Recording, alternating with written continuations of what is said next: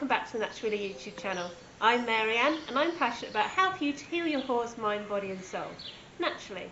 Now today, something just that little bit different, we're talking to Helen here. Helen is an equine podiatrist and she sees to all 5 of my horses. So, hi Helen. Hello. So first off, do you want to tell us a little bit about what it is you actually do?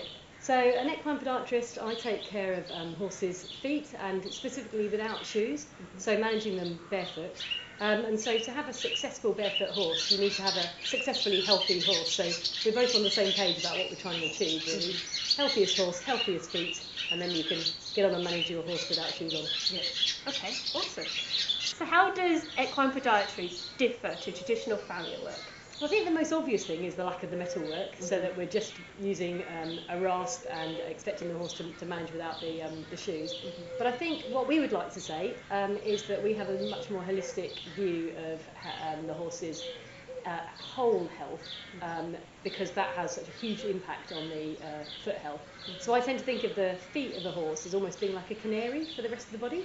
So if there's any problems in the rest of the body, you're going to see it in the hoof first, because you've got an enclosed capsule that can't tolerate much inflammation without causing pain. Yeah. So if you've got any inflammatory or problematic processes going on in the whole horse's body, you're going to see foot soreness as one of your early signs, if you like. So I can kind of help the owner of the horse to understand what might be going on a bit quicker, if you like, be a bit more reactive to what's actually happening. So the foot shows what's happening in the body, what's going on. Yeah. Okay. Cool. So how did you start your journey down the equine podiatry route? Yeah, so I think it starts when I got my first adult horse, if you like. So when I had the means and opportunity to have my own horse from adulthood, and I was actually in Australia at the time. And in Australia, with the big distances you have, it's actually quite hard to get sort of good and regular farrier cover. So quite a few people there had their horses barefoot. And I took on this lovely chestnut thoroughbred called Lucy. And her feet were shod at the time that I got her, but they weren't looking very good. And I was looking at the other hooves, and I was, a complete layperson at that point in terms of hooves. But I'm literally looking at those thinking they look healthier than these. Yeah. And I'm expecting, and I'm doing my saddle fit, I'm doing chiropractic, I'm doing dental. I'm trying to set this horse up for success. And yet actually I can see that the feet don't look right. Yeah. And that's literally when I first started Googling. So this would have been a good sort of 20 odd years ago about, horse hoof health. Very quickly got down into the road of actually barefoot's a really good option. And in Australia in particular, actually, because they have such short grass growing seasons, it's quite easy there. Yeah. So I kind of got pulled into it and never looked back, really. So what made you go down the actual equine podiatrist qualification route rather than just like a barefoot trimmer who sometimes doesn't really have any qualifications? Well, so that is a good question. So when I came back to the UK after my stint, down in the Antipodes, and I wanted to career change to a new profession, again, got back onto Google. So who's providing qualifications? And I went with the Equine Podiatrist, Equine Podiatry training group, which then leads to becoming a member of the Equine Podiatry Association, because they had the most comprehensive and the most logical training program that was available out there. So and so I did that course, and haven't looked back, really. Yeah. So how long ago was that then? So I qualified in. Now you're asking me. I qualified in 2015, and it's a 2-year course. Yeah. Cool. So, do many of your clients have track systems themselves? Yeah, so I was thinking about this, and I would say about 15% of my clients have track systems, but a good half of my clients have some method of restricting grazing and controlling how much grass they get. Quite a few will put up track systems for a period of time. So like this time of year when we've got the rapid spring-summer growth, they might put up a track to deal with the problems that we get during this season. And then of course winter it's much harder if you haven't got an all-terrain surface, an all-weather surface. Then people tend to struggle in the winter and might take them back down again. So it is, like a track on clay in a brutally wet British winter is hard work. Yeah, we can attest to that. It's not easy. No, so that's kind of, but definitely over half I would say take some measures to control what's happening, particularly at this point in the year. Yeah. So if somebody's not on a track system, is it something you actively encourage, or is it just something that you talk about when they might ask about certain things? Oh, it's what the horse's hoof is telling me. So if I'm seeing lots of signs of inflammation, which are most likely to be to do with grass intake, because there could be other systemic issues that cause that. But if I think it's probably grass intake that's the main culprit, then definitely I'll be talking to them about ways of controlling grass intake. And it is quite interesting, having kept horses in Australia, in the UK we're really addicted to having our horses out at grass. Yeah. And in Australia, you know, horses out on a green pasture, you might get that for like 2 months in the year, but then it's dried off. Yeah. And they're actually out on standing hay.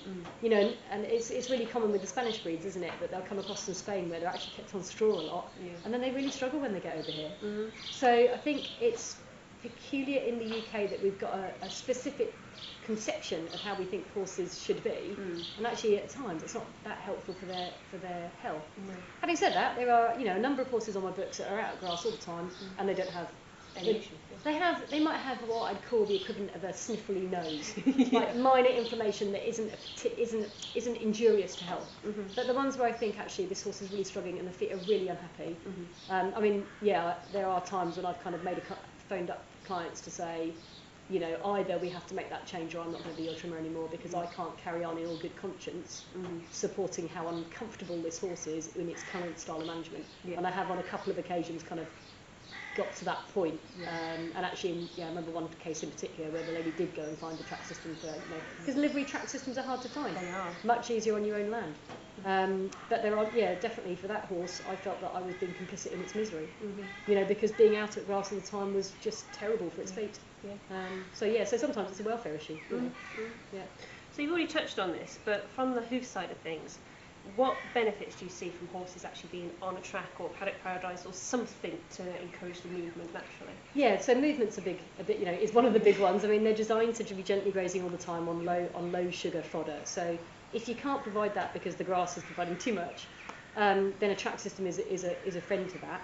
And if they're moving enough, you've got enough variety either in the track itself or within the herd dynamic that they're moving enough, then I don't have to trim so much. And also I think the other trick is that they're not as subject to the vagaries of the weather and the ground conditions, because you know, again, I keep my horse in a clay pasture and I'll admit to be slightly addicted to having her out in the grass. But in the middle of winter she could be out on a completely sloppy field, and then I'm going to take her on a rough stony bridleway, and then I'm surprised that her soles are soft. In a track system that mediates those types of problems, because actually what the hoof is interacting with is far more regular.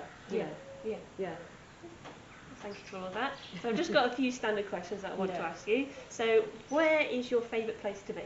I think it's just got to be on top of a hill, staring at the view with the horse's ears, you know, in between, because we've just got up there and she's taking a breath. You know, so that moment of just soaking in the world. I love that. If you're connected with Helen on Facebook, you'll quite often see pictures or videos of Helen like, we're just on top of a hill, having a great time. And I absolutely love seeing those. I'm super lucky in that respect, super lucky. So what in life makes your heart sing? Wow, that's a really hard one, isn't it? I think it is just those moments where you realise that you've just had complete harmony. You know, the horse is inside your head, and something's just happened where you kind of realise I didn't even think that, and the horse was there. You know, and there's sometimes where you just realise that they've completely mind-read you. You know, and it always, and actually that happens when I'm trimming as well. That you'll be chatting about something with the client, and the horse will do something and tell you that they're inside the conversation that you're having. You know, and you just go, wow. You know, I think we work, and I do, very verbally, but horses work so energetically, don't they? And we don't. They give you glimpses into that world, don't they? When those things happen, and you just go, oh, it's easy to forget when you live in a verbal world. Exactly. So my last question is, what is one thing that you would want people to know? So I think it would be that the horse's feet aren't a block of wood, i.e., just because it's always been like that doesn't mean it always has to be like that. You know, I think of the health of the horse and the health of the horse's feet as the system wants to be healthy, but inadvertently there's a whole bunch of what I think of as handbrakes to health. You know, we put the handbrake on and things aren't going in the way that we want them to be. And if we can figure out how to take those handbrakes off, then they'll return to the health, because naturally that's what they're designed to do. It's just figuring out the handbrakes and taking them off. And sometimes that means that we've got to bust our own conventions and break our own paradigms of thought to get there, you know. Well, thank you for that. That's all of my questions answered. That was really helpful. For those of you who haven't met Helen before, there she is. Hello. I'll put the link in the description box below for you, so you can always check her out if you'd like to. Don't forget always to connect to the Facebook page, the Facebook group, Also subscribe and like to the YouTube channel, and also check us out on Instagram, we're naturally_Willa, and I'll see you soon. Bye!